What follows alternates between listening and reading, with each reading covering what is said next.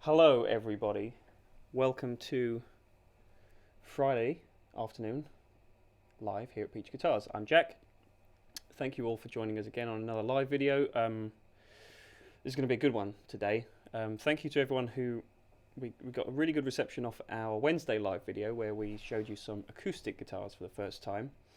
A lot of people seem to like that, so thank you very much for the support there that we had. We will be doing more of that kind of stuff in the future with some other brands. But today, we had to round off the week with some fairly special electric guitars. So, I wanted to pull together two of my favourite brands in the store. We always talk loads about Fender guitars, we always talk loads about Gibson guitars. What we don't talk about that often are PRS guitars, and even more so, even more rarely do we talk about Nags guitars, and I do think that that's a shame, and that's something I wanted to put right today. So, what I'm going to do is not directly compare the two brands, because I think that's what people have a tendency to do sometimes, being that Joe Knaggs had history at PRS Guitars. As I'm sure most people will be aware, he was a master builder for PRS for a number of years. They're two companies that are based out of Maryland in the USA.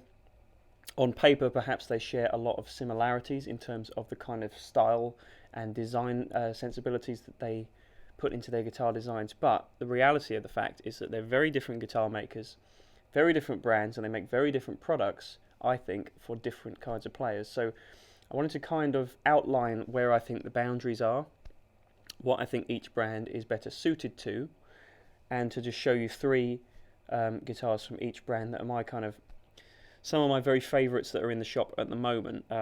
We're very fortunate that we've got a ton of guitars constantly coming in from both of these brands, so we've got healthy stock all the time. The PRS wall I'm looking at right now is very well filled. The Nags wall behind me is actually diminishing at the moment because you guys seem to love buying them, which is great. So before they all disappear, and before I start talking too much, let me explain quickly what the rig is for today. I'm actually very happy with the rig I've pieced together for this. What you'll have heard at the opening there was this Custom 24 that I was playing that I'm going to talk about in a minute. Through a Maz 38, set clean, as usual. And then I picked out a couple of gain pedals on the board that I'm very happy with. So I had the Mighty Red Distortion from Mad Professor. That was the main gain tone you were hearing. And I'm boosting it with a Ryra 808, so Tube Screamer style pedal. So I'm going to I'm going to play a bit more on this Custom 24, then I'm going to talk about it. I'm going to show you the three different gain sounds that I've got going on. So I'm going to start clean. I'm going to put the 808 on. I'm going to use that for a light gain sound today. I'm going to use the Mighty Red for a heavier gain sound, and I'm going to stack them together when I want to play some sustainy leads. So let me show you the 4, in fact, tones that I'm going to work with today.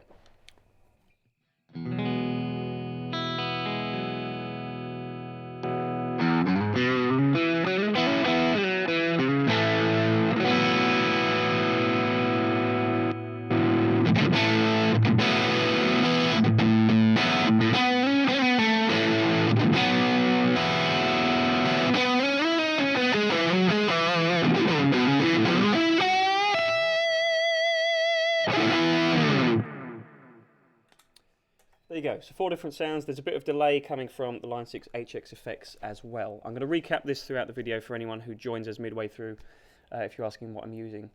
But more importantly, I'm going to start talking about some of these guitars now. So I wanted to start with this one.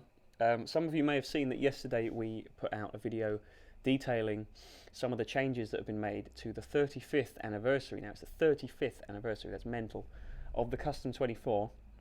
So this guitar's been around since '85. And if you've seen that video, you'll know that I was saying kind of some of the appointments that they've changed on this guitar now. Actually, not only, well, electronically they've made massive technological advances forward, but they've also kind of aesthetically, I feel, tried to pedal back a little bit and tie it in with the original guitars from the mid-80s. So stuff like having the different logo on the headstock, the small eagle, which I think is a pre-factory reference, that's what I was told. So the guitars from way back in the day would have a very similar design to this. Smaller bird logos on the fingerboard as well.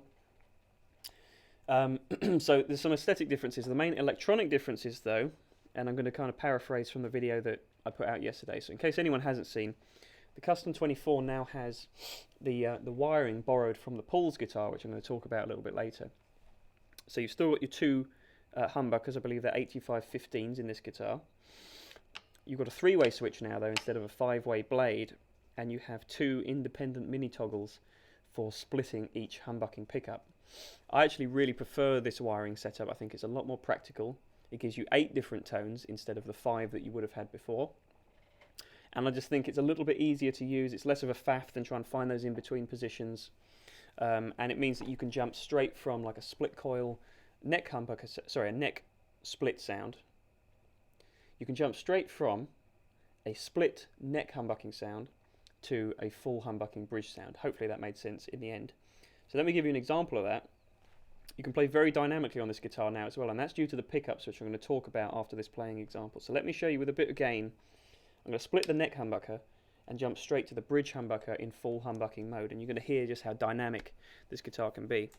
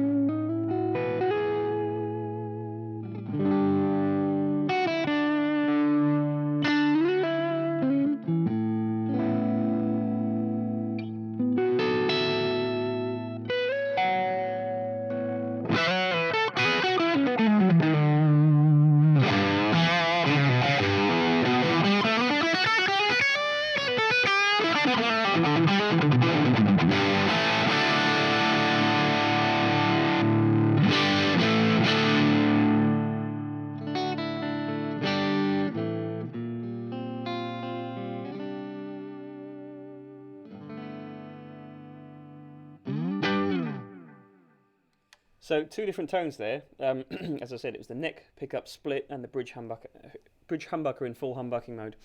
And just going between the 2 and just varying the volume, you get a huge different dynamic selection of gain stages as well as different tones, I feel. So I really like this wiring setup. These pickups have also been revised.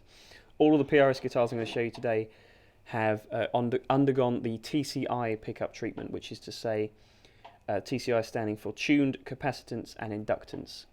So it's a little bit of sort of technical gobbledygook, but what it basically means is that Paul Reed Smith has broken down the kind of makeup of each pickup. He's managed to fine-tune all the different properties that go into those pickup designs.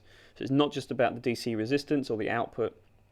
He's actually kind of pulled apart every little attribute that goes into a pickup design and made it appropriate for every model.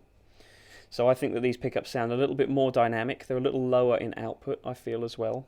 So the clean tone, for example, if I show you that quickly, in full humbucking mode, I'm going to show you the in-between sound. The clean tone is gorgeous. It's really wide open now.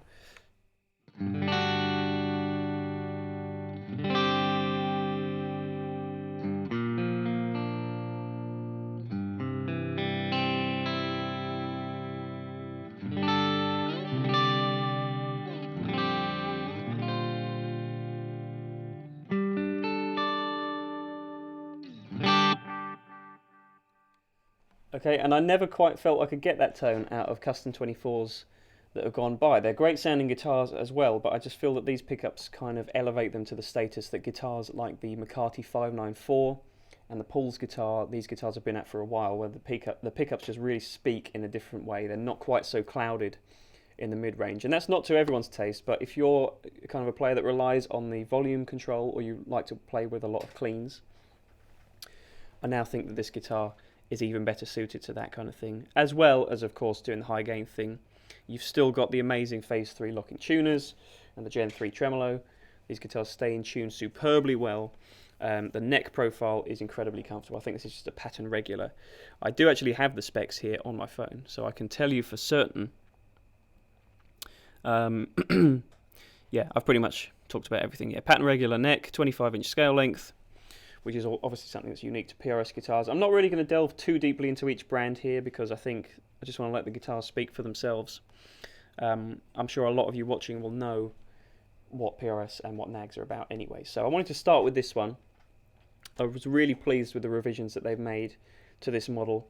They've also made some changes to the S2 and the SE line of guitars as well, so it's not all about the high-end USA stuff, although that's what we're focusing on today. I'm going to address some of your comments when I've finished with the guitar, so in a moment.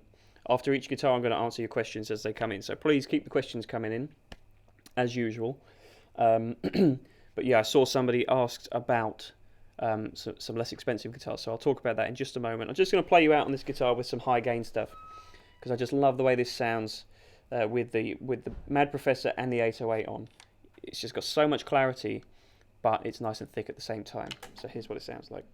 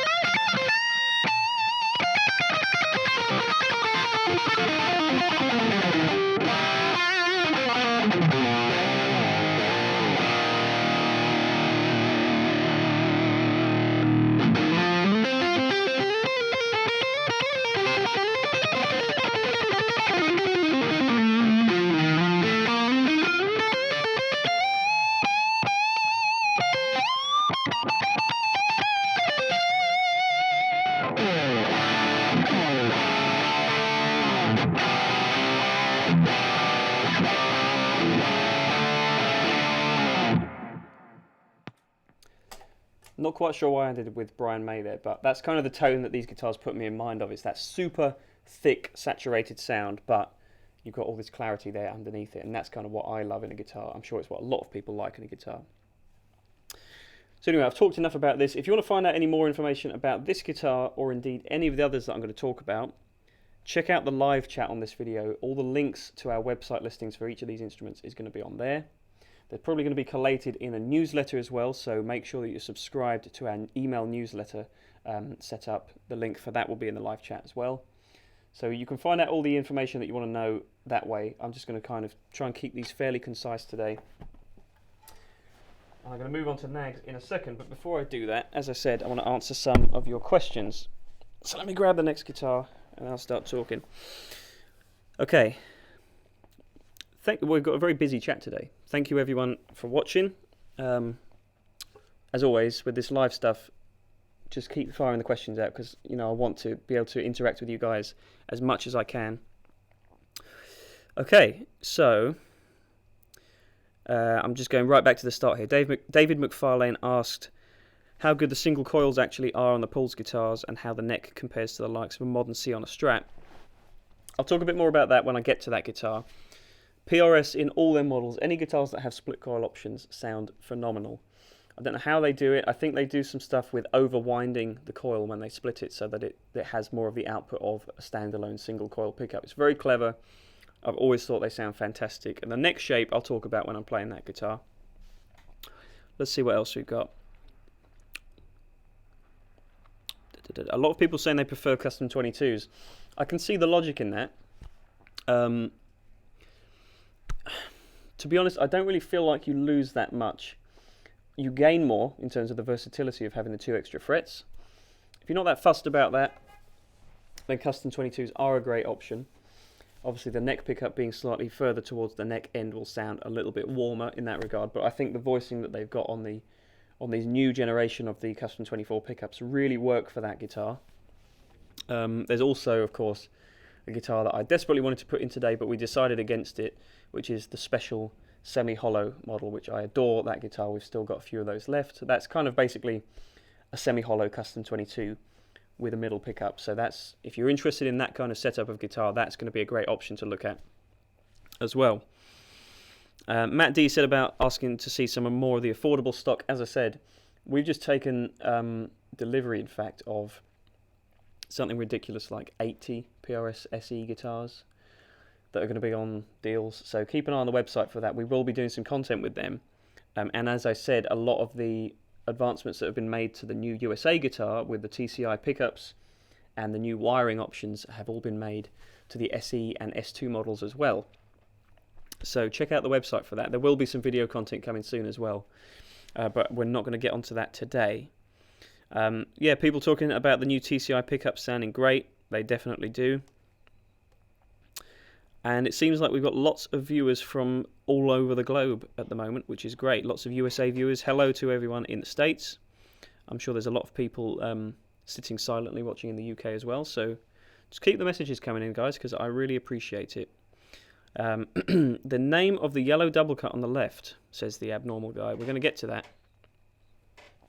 But before we do... Oh, forgive me. On the left of the screen. There's a Collings back there. Yeah, I'm not going to talk about that today. Yeah, of course, that's not even a double cut. I don't know what I'm talking about. Right, okay. I think that's enough questions for today. For now, anyway. God, there's so many. You guys are really piling them in. The overdrive I was using, I'm using the Mighty Red distortion from Mad Professor today for higher gain sound, and a Ryra 808 Tube Screamer style pedal for a lower gain sound. I'm stacking them together for leads. Whenever I play, I'm going to talk about the settings that I'm using, what pedals I'm using, and stuff like that. La la la la la. The amp is the Dr. Z Maz 38. In fact, a lot of people have already answered these questions for me, so thank you for that. I'm going to try my best to keep on top of this as we go, but my main focus is I want to talk about the guitars. Okay, so I'm going to jump over to Nags. As I said at the top of this video, I don't want this to be a comparison between the two brands because I think they've definitely got their own identities, despite the fact that Joe Knaggs was a master builder. And interestingly, I only learned today that a couple of the models, I think the Chesapeake model and the Chop Tank model that Knaggs still make, he actually developed at his time as a PRS master builder. So I didn't realise that until today, so it's interesting. But since that point, he's obviously made leaps and bounds forward. He's amassed a roster of different signature artists as well that have come on board with Knaggs guitars. And to my mind anyway, PRS obviously have their standout signature lineup of guitars now. All these custom models are unique to PRS guitars, but Knaggs are basically borrowing some of the best elements of different guitar makers over the years. Obviously, you know, you can kind of tell what the influence in this guitar is. His Kenai model has been really, really successful. The Kenai is basically his take on a single cut guitar like this.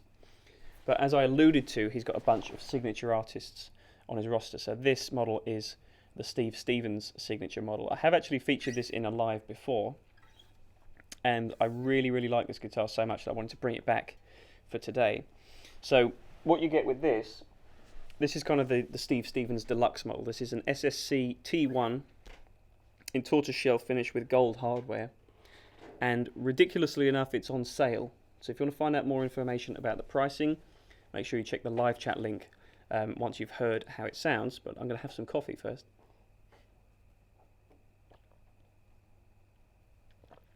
This is important.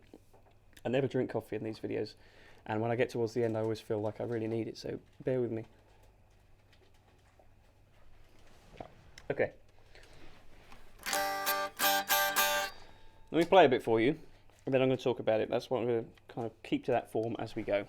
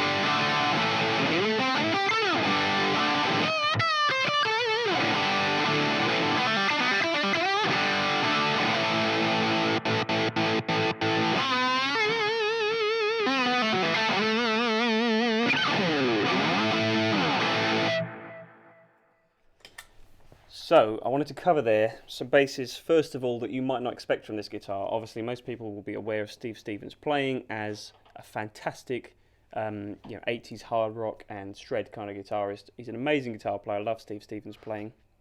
And I've always loved his signature guitars as well, because whether it's this one or the 7XF model, which you talked about as well, which is another signature that he has. We are going to talk about 7XF later in the video. That's kind of fairly similar to the Steve Stevens spec. What you kind of find with these guitars is this really interesting paradox of, especially with the 7, they've got the clarity, but they've got so much thickness and kind of vintage roundness to them. You can kind of tell when you just play them acoustically as well, that they're not a real bright, zingy instrument. PRS guitars tend to have this bright, open character, which is really nice. But I think that Nags definitely veers more into the vintage direction, and that's obviously what Steve Stevens wanted in his model, because it was basically a takeoff of, I believe, one of his gold tops that he played for years and years. This guitar also has the bare knuckle Rebel Yell set in this guitar, so you kind of get the sense that this is Steve's basically love letter to old Gibson designs, and you really hear that in the clean tones, and that's why I wanted to start with some cleans. I started with the 808 pedal from Ryra there as well, and towards the end I put the Mighty Red distortion on as well for a higher gain sound. And you still get all this tightness as well, despite it being such a thick sound. Sometimes you find guitars will flub out on you. These don't do that. So they've just got this real vintage school of thought in the way that they sound, which I really like. Very different to a PRS guitar. So kind of, I wanted to make this point straight away. You know, I often see comments about people asking about Nags guitars in relation to PRS. So that's kind of the point of this video today. I want to dispel some of the myths and highlight the key differences. But first, more coffee.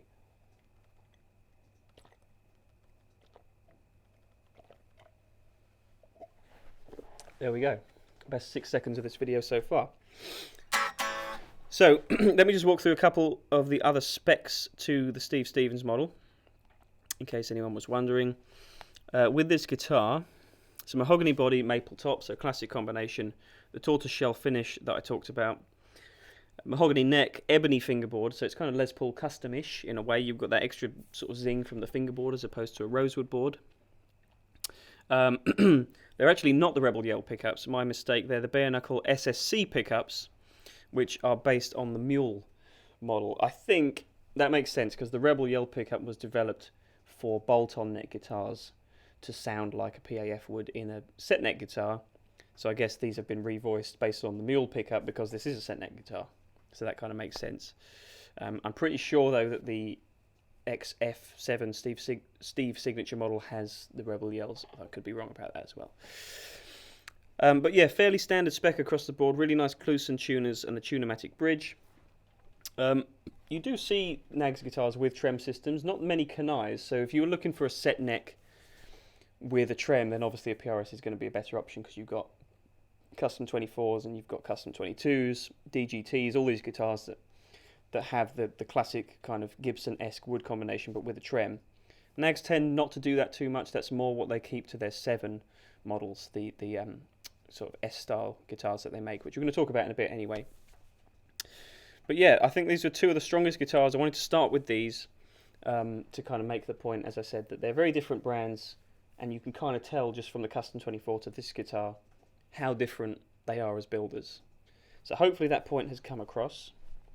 If you're liking the stuff you're seeing in the video today, please do us a favour and just share this video as much as you can, because like I say, I really appreciate the interaction that we get from you guys, so I want to keep that going as much as we can. It makes these videos really exciting. So anyway, I'm going to jump back to another PRS now, and we'll talk about a guitar that a few of you have been asking about in the comments already. So this is the Paul's guitar. And what's interesting about the Paul's guitar is it is a little bit of an anomaly. I think it's a takeoff of the 408 model that they had a few years ago, might well still have in their collection. And what that guitar was kind of branching into new tonal ground because it had this same kind of setup, the kind of custom body shape, but interestingly you had the narrow field neck humbucker in that guitar, which was, I believe it was a first on that model. And now the Paul's guitar has 2 of those pickups.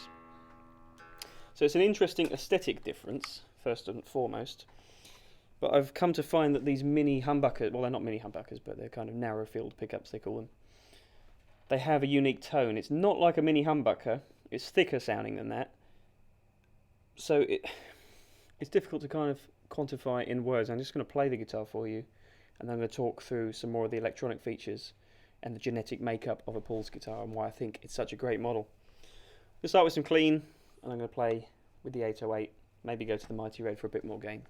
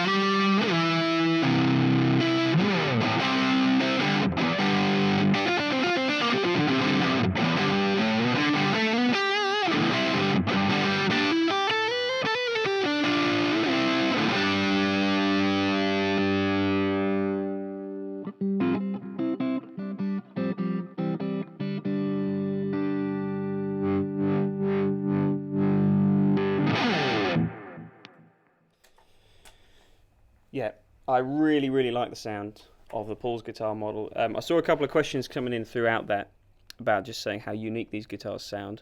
So let me just get up the spec quickly so I can talk you through what we've got going on here. So it's fairly standard form for PRS. It's a mahogany body with a carved figured maple top. It's the pattern neck profile, 25-inch scale length as standard, 22 frets. So the biggest difference to this model is the TCI technology that's gone into the pickups as well. And I really think that the combination of the TCI technology with these narrow field pickups, they're some of the very best sounding electronics in any PRS guitar that I've ever played. It's a very interesting sound.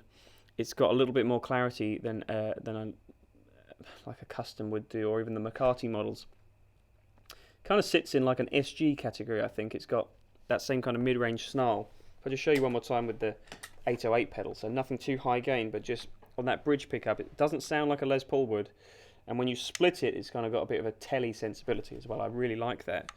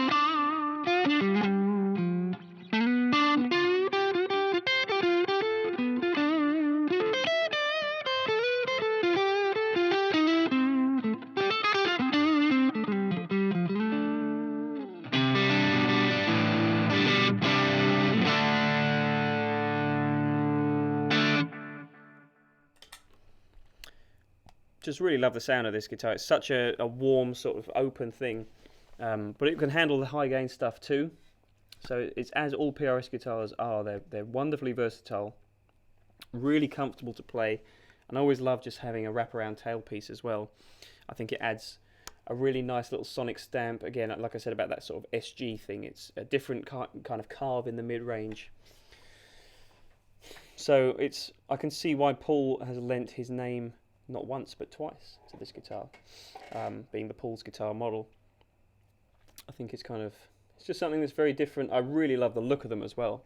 It's got this real classic old school kind of thing with those smaller narrow field humbuckers going on. And I wanted to pick this finish out. This is the yellow tiger finish.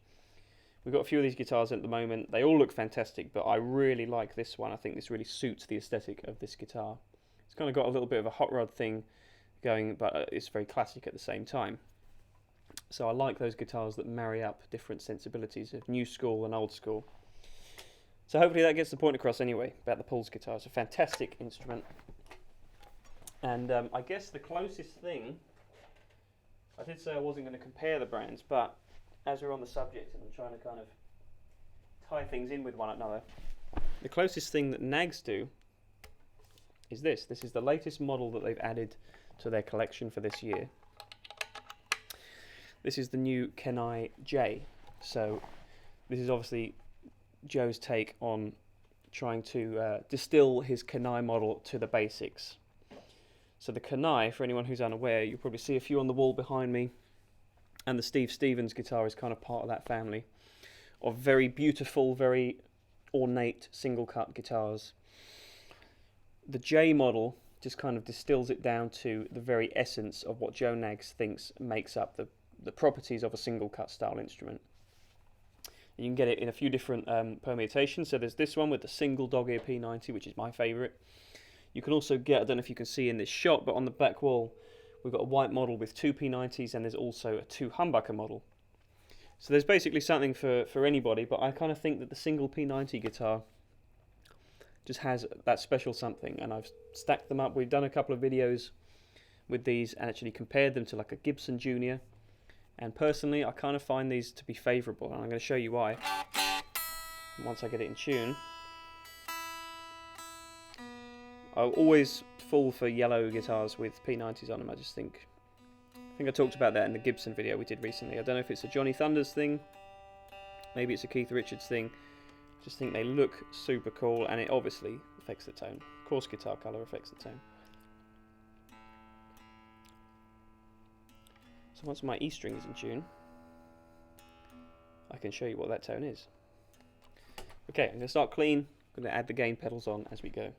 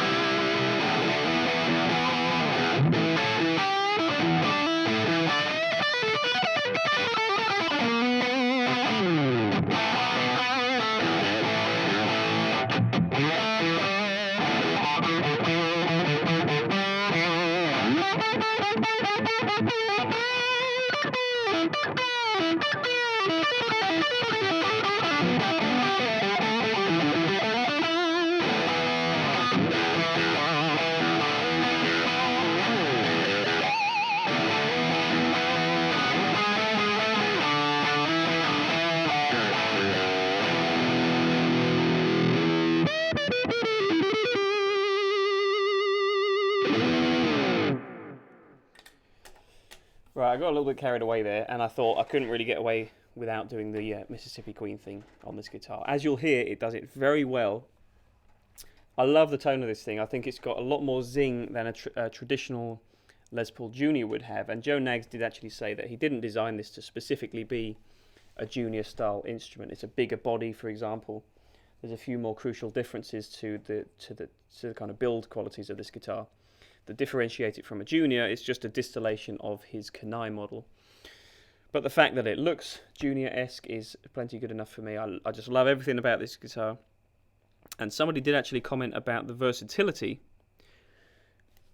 I think this guitar's got a lot of versatility. In fact, you know, if you if you want to approximate a neck pickup sound, you can do that just by turning down the tone, maybe adding on another gain pedal. It cleans up superbly well, and what it does is it forces you, as I said, I think I talked about this with the Junior that we did in the Gibson shootout last week or so. When you have a single pickup guitar, it just makes you play very intensely and you have to really focus to get the tones you want, and that affects the way you play. So they're really inspiring guitars to play. There's a few of these Kenai J's at the moment, and I would just grab one while you can because they're not going to last for very long. The yellow is definitely my favourite, but there's some really cool ones on the back wall you can find by clicking the link in the live chat to check out this guitar, and you can also see the rest of the Nags Kenai J models that we've got at the moment too. So that's that one. And before I grab the next guitar, let me just skim through to see if there's any other questions that I missed while that was going on.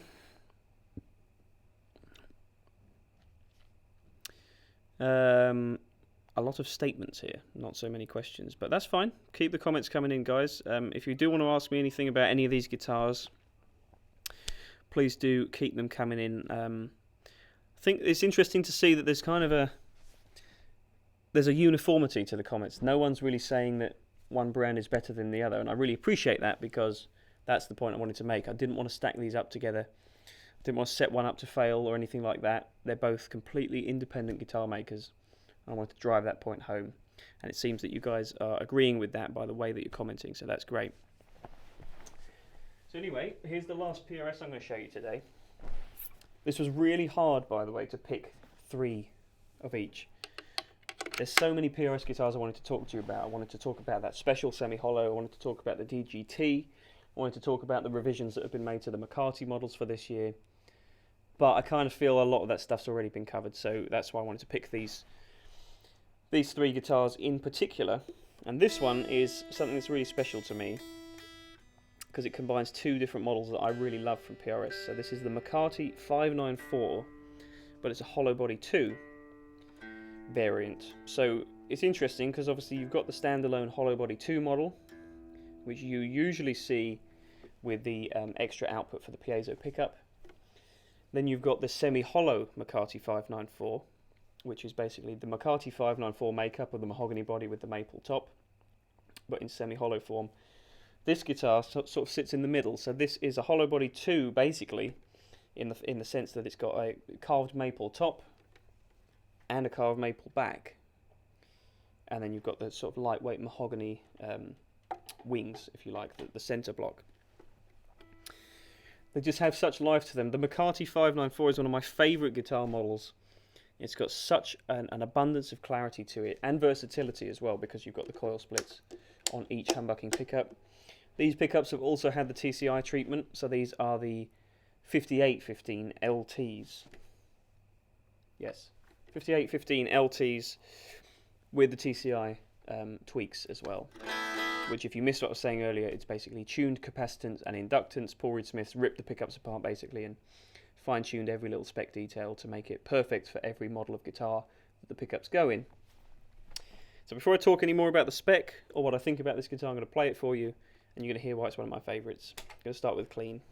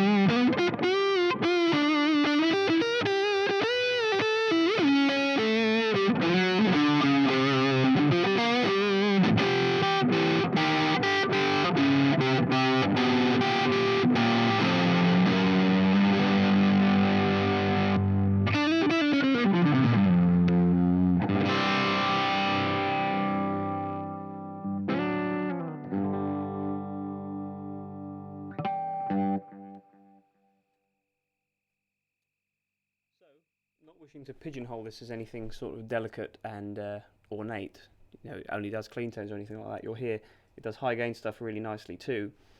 Having the dual maple combination on the top and the back, I think, adds something quite special as well. It's got way more kind of high frequency overtones, I guess you could say. And I guess that is just part of the experience of playing a semi-hollow, or hollow body, in fact, in this case, instrument.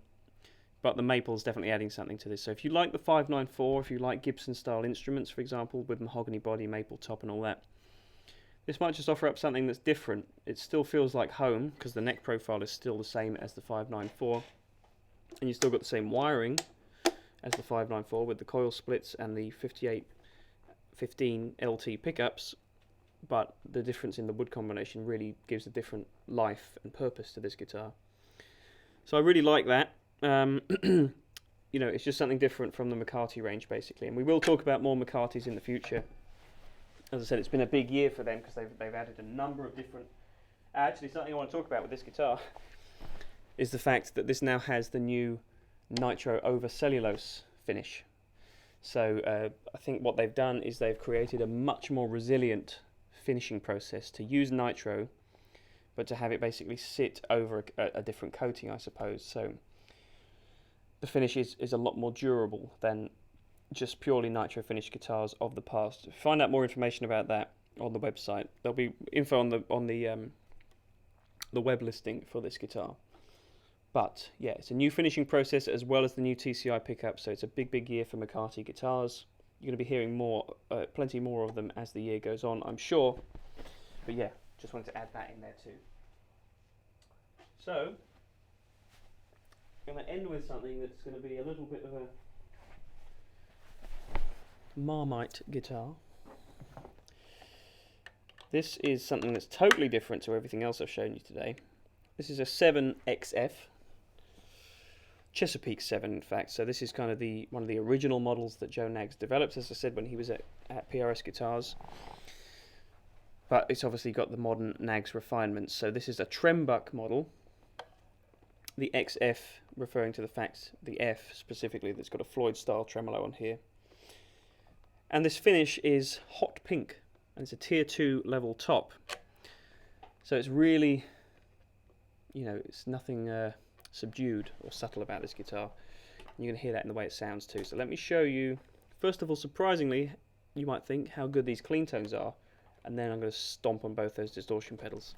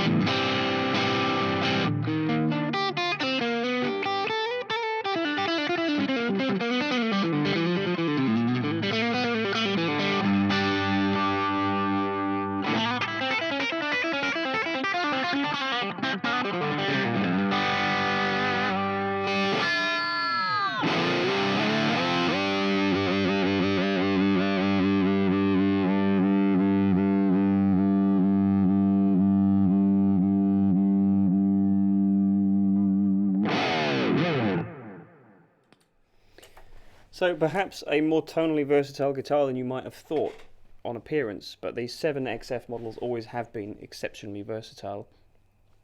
This is amazingly comfortable to play as well. Sometimes guitars of this nature with a locking trem and such can feel a little bit stiff and awkward to play, especially if you're coming from a fixed bridge guitar. But something about the way Nags build these instruments just seem to, as I said with the Steve Stevens model, just straddle the line perfectly between feeling vintage and obviously not looking anything like a vintage guitar or necessarily sounding like it. So whatever they've got going on, I really appreciate it, because I think Nags guitars across the board, whether you're looking for an S-style guitar or a single cut kind of sort of mahogany bodied instrument, they kind of do the lot. I saw a couple of people were asking to hear a couple of extra guitars, so I might do that really quickly. What was it that we were looking for, Luke? The red HSS 7 or the Steckel 7, which is the R&B first one. Okay, right, bear with folks. I'm going to go completely rogue. Whichever one you can remember you like, or Right, let's. do you need a key?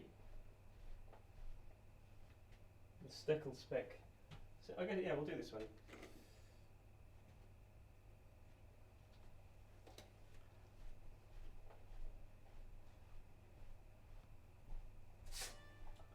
Okay, so I'm not going to do this regularly in these live videos, but as someone specifically asked, I just want to show another of the Nags guitars.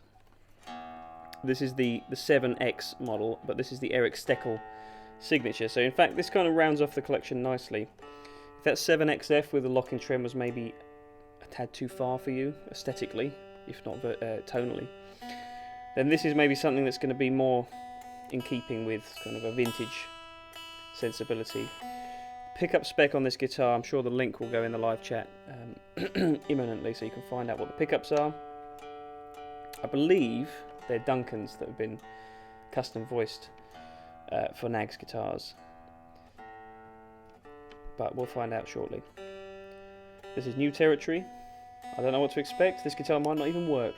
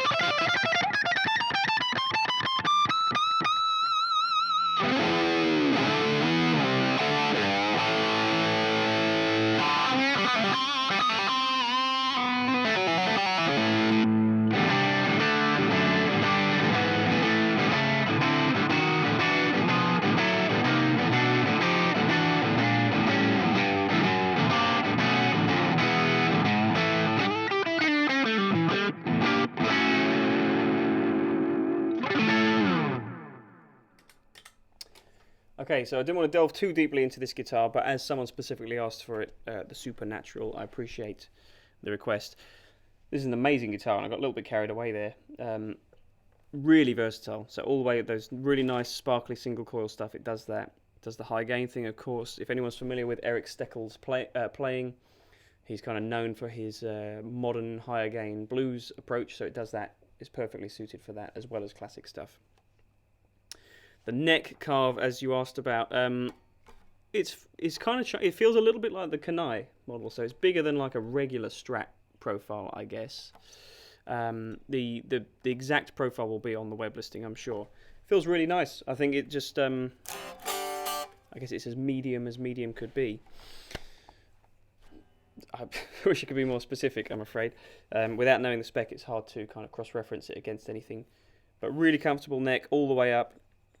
It is a gloss finish, which sometimes feels like it's a little bit of a restriction, but it doesn't feel that way at all on this guitar, and it's figured like that. I don't know if you can see on the camera, but it looks amazing. So yeah, very good addition to the lineup, in fact. And that is going to wrap us up for today. So this has been a really good one. I really enjoyed this. Thank you everyone for your input. Before I sign off for good, I just want to make sure I haven't missed anybody's questions. So I'm just going to skip back a little bit. But I think that my colleagues may have... Luke's doing very well, by the way. It's just me and Luke here at the moment. He's manning the camera, he's manning the comments, he's putting the links in the live chat for you. So we're getting through. We're getting through this lockdown. This is working well. Yeah, I think a lot of the questions have already been answered. So, You're doing well too, Jack, by the way. Thanks, buddy. If anyone's got any last-minute questions, get them in while I'm rambling as I say goodbye. So, yeah, really good video today. I hope you've enjoyed it as much as I have. Don't forget to sign up to the newsletter. That will kind of pull everything together that we've been talking about in this video and other videos that we've been doing. Today's been a really good day, actually. We've got some really good content for you coming up. So was Wednesday, in fact, when we did the last live video. So there's going to be loads of good stuff coming your way. So make sure you're on board with the newsletter. Make sure you're on board with the YouTube channel as well. Make sure you're subscribed, please, if you haven't done so already. As I said, share this video. I'd really appreciate if you can do that, because we want to build these live videos up and up and up as much as we can. But as always, thank you so much for everyone who's watched.